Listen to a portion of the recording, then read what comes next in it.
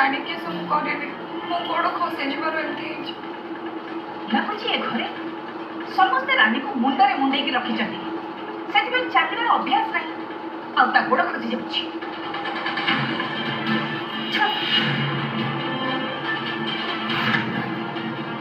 ଆରତୀ, ଜଲ୍ଦି ଯା ରସି ନେଇକିରି ଆସ।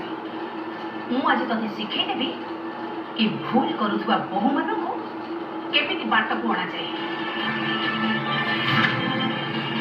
ଆରେ ଯା, ଠିଆ ହେଲୁ କ'ଣ? ହଁ ମା, ମୁଁ ନେଇକି ଆସୁଛି। ଝାଡ଼ୁ କେମିତି କରନ୍ତି ତତେ ବି ଶିଖେଇ ଦଉଛି। ଦେଖ,